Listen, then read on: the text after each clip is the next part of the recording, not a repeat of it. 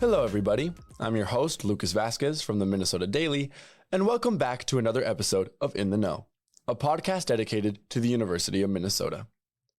This week on In the Know, we are looking once more at generative AI, the newest development that has greatly changed all of our lives. But we won't be looking at what was spoken about on last week's episode with Medina Elmi, with its uses in engineering or computer science, nor its uses in writing your emails or your papers, or when you turn to it for some AI therapy. Instead, we will be looking at its uses, if there are any, in art and creative spaces, and how the university community feels about it. I spoke to a wide variety of students and professionals on the matter and got mixed reviews. I started my search for an answer by speaking to John DeHaan, an associate professor of voice who has been at the university for over 20 years and is an internationally acclaimed opera singer.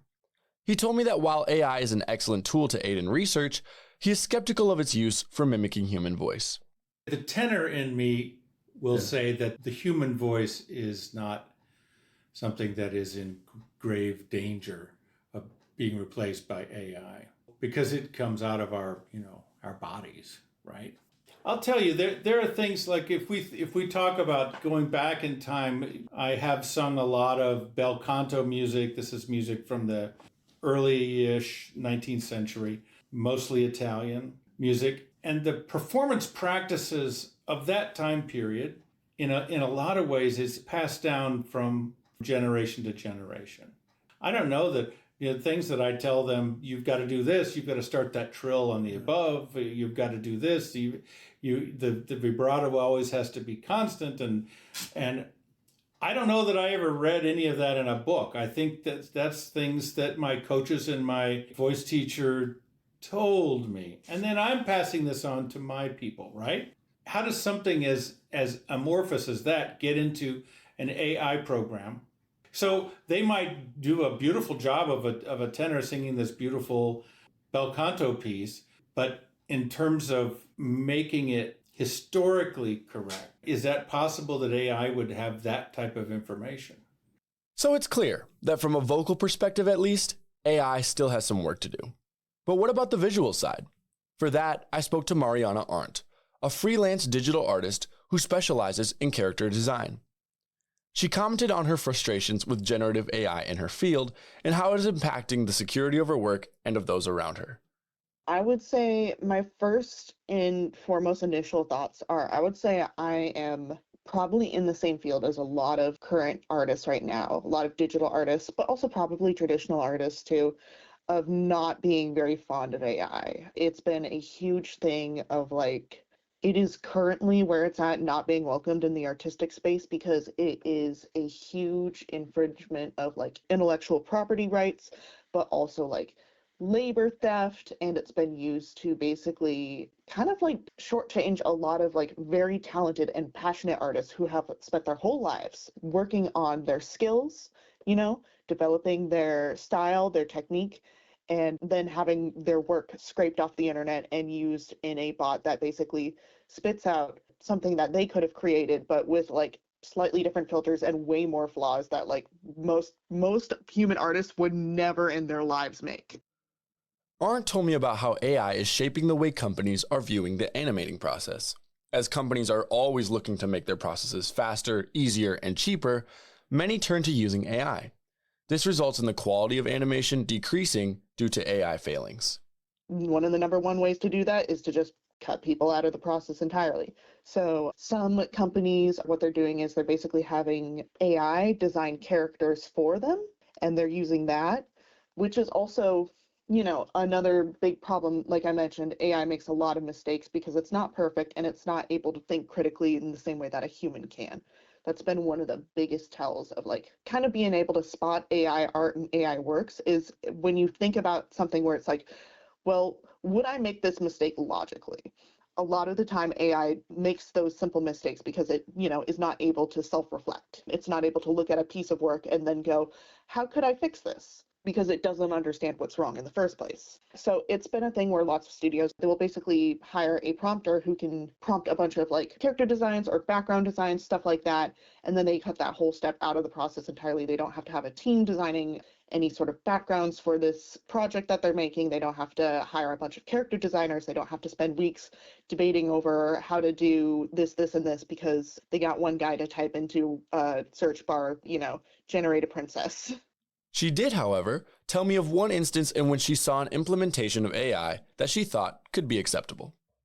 This was in college. We had a guest speaker from a video game development company come in, and he was talking about how one of the things that his studio did was they were basically trying to make a huge 3D background in like a jungle setting.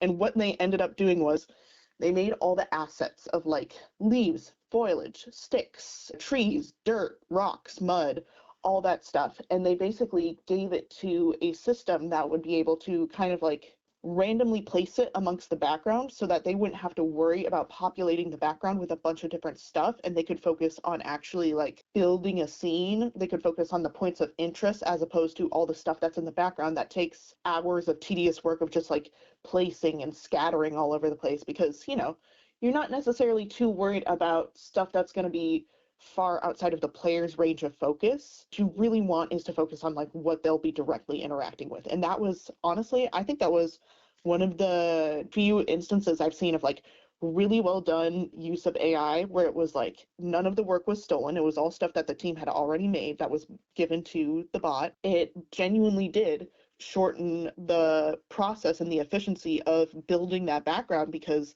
they basically gave the tedious work to a bot. Moving away from the world of animation, I spoke with John Bent, a TA in master's level music theory, about AI and music interpretation. He argued that art is about recognition, finding your own human existence in a piece of music, something that AI cannot do.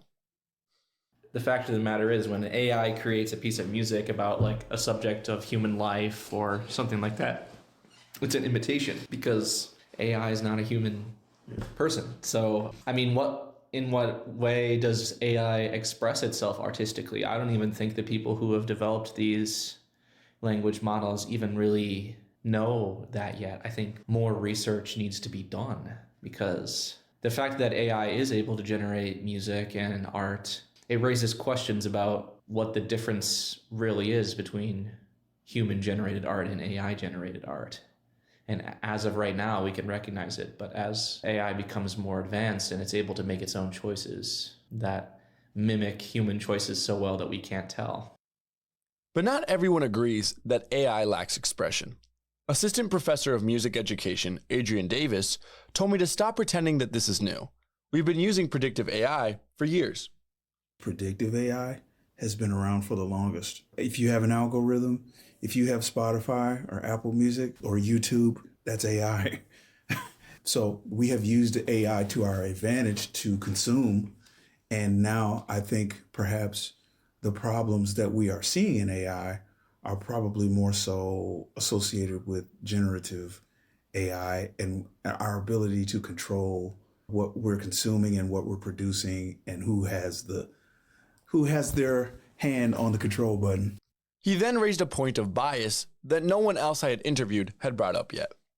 I think maybe perhaps sort of the hesitation of people using it is more so about who is creating the AI itself, because the data sets that are used for AI actually come from HI, human intelligence.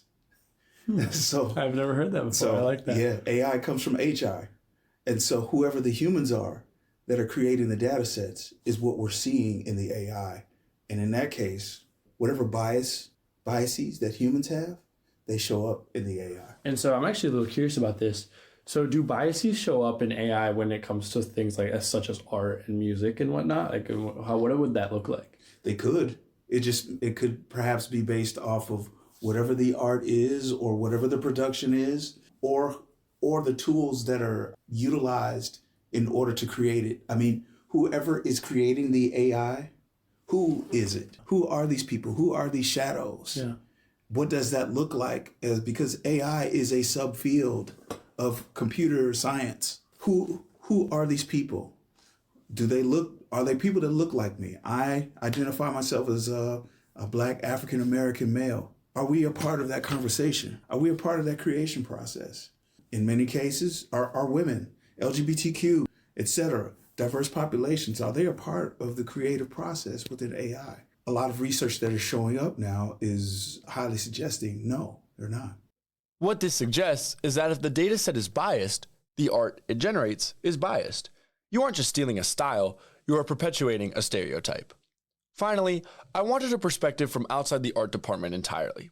I spoke to Juliette Murphy, a third-year majoring in psychology, who also volunteers at Radio K. She spoke to me about her observations on how AI and art can be a matter of ethical concern.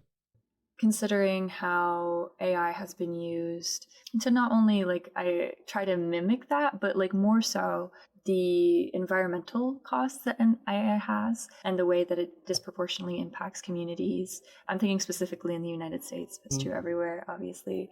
It's kind of antithetical to me to consider having a place in art, because since I like to center humanity in those spaces, I think AI is hurting humanity by, decreasing water access, putting air pollution in our communities. So I would say that I don't think it has a place, at least in the art that I like to platform here at the station. If the art we're making is ultimately harming our communities in some way, I don't know if that will ever be the fuller solution. I think that if we can create worlds where access to these technologies is improved and people can share creative ideas without it having to come at the detriment of our environments or ourselves. So, does generative AI have a place in art? The answer from our panel seems to be a cautious but qualified, it depends. And after all of these interviews were said and done, I came to the conclusion that if there's a thread running through all of this, it might be that the problem isn't the tool itself, but who controls it, who trains it, and what we ask it to do. And as art is in itself an expression of the human condition, then it is the responsibility of us humans to keep art, well, human. Thank you for listening. This episode was written by Lucas Vasquez and produced by Cece Heinen. If you would like to share your opinion on AI and art, you can email us at podcasting@mndaily.com. Thank you for tuning in. My name is Lucas Vasquez, and this has been In the Know.